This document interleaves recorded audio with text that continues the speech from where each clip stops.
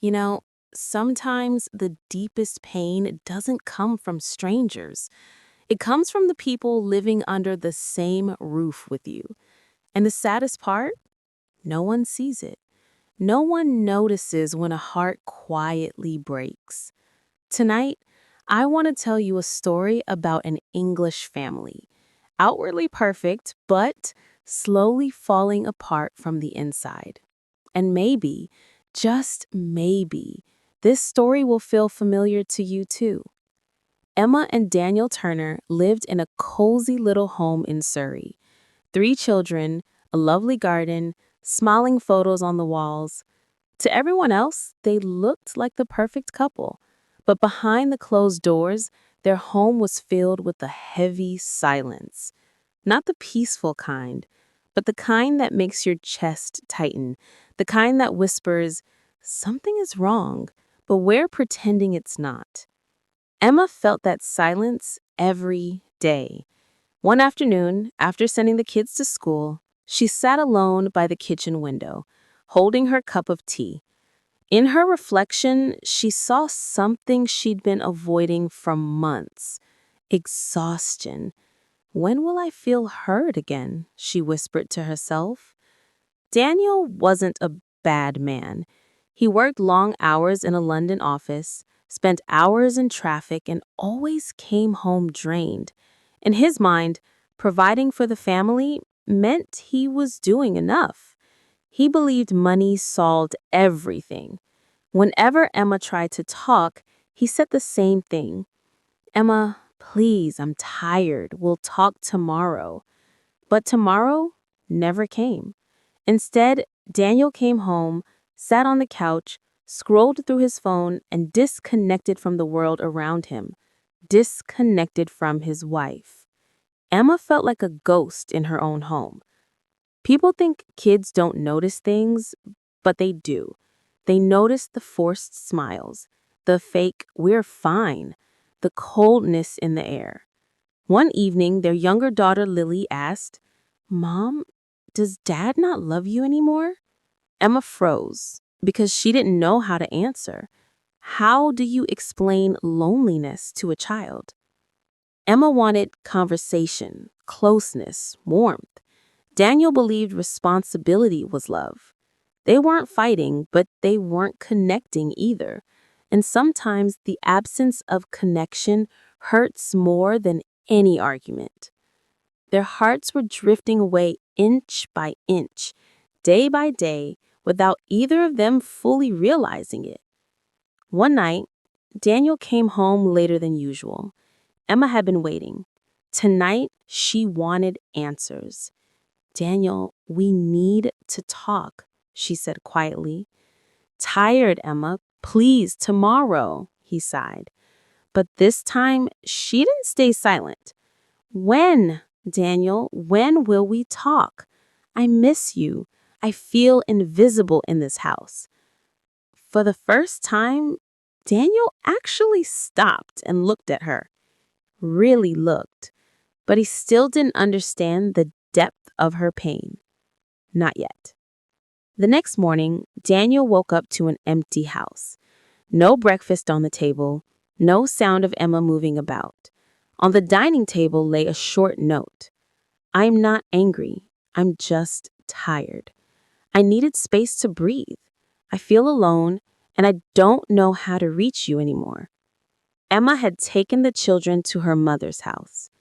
For the first time, Daniel felt the weight of an empty home. The silence he used to ignore now felt suffocating. That week was the longest week of Daniel's life. He came home to dark rooms, cold meals, and empty beds. The house felt dead without Emma's warmth. And slowly, painfully, he realized love isn't just paying the bills. Love is attention.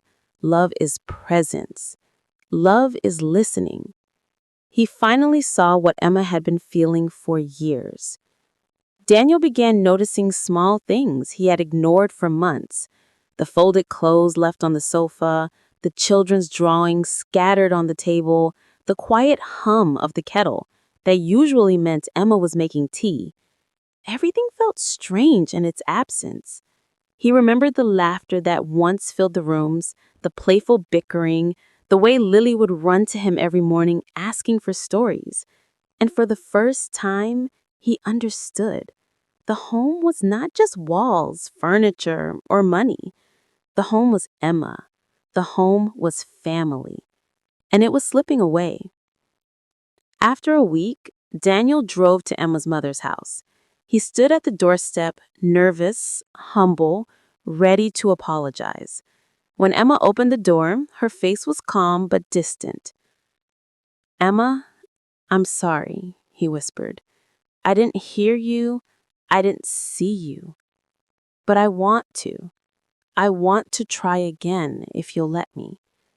Emma didn't answer at first, because trust isn't rebuilt with a single apology.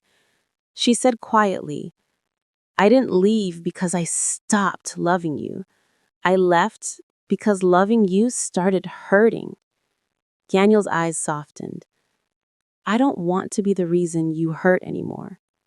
And that was the first real step toward healing. Over the next days, Daniel made small but meaningful changes. He stopped checking his phone during dinner. He asked Emma how her day went and really listened. He played with the children in the garden, laughed at their silly jokes, and tried to be present. Emma noticed, cautiously at first, then with a glimmer of hope. She began sharing little details of her day, thoughts she'd kept inside for months. The walls between them started to crumble, slowly but surely. It wasn't easy. Nothing changed overnight. They argued, they struggled, they failed, and tried again. But the biggest difference was they talked, they listened. They didn't hide behind silence anymore. Their home slowly regained its warmth. The children felt the shift. And Emma, for the first time in years, felt seen. Daniel, too, realized that love was not just about providing. It was about sharing, feeling, and understanding. The laughter returned, the family dinners became lively, and even the quiet moments were shared and meaningful. But life was still life. There were hard days, days when Daniel got tired and snapped, when Emma felt frustrated, yet each time they remembered what they almost lost. And that memory was a gentle but firm guide, reminding them attention and love must be constant, not occasional. Maybe you're listening to this story and thinking, this sounds like my house, or this sounds like my marriage. If so, know this. It's not too late to speak, not too late to listen, not too late to rebuild what you still care about. Love doesn't fade overnight. It fades when we stop paying attention, and it returns when we choose each other again, just like Emma and Daniel did. The story of the Turners is a story about all of us, about the fragile threads of connection we sometimes take for granted, about the small moments of love that can heal even the deepest wounds, and about the courage it takes to truly see each other. So if you take anything from this story, let it be this: speak, listen, notice, and never forget that home is not just a place. It's a feeling, alive in the hearts of those who truly care.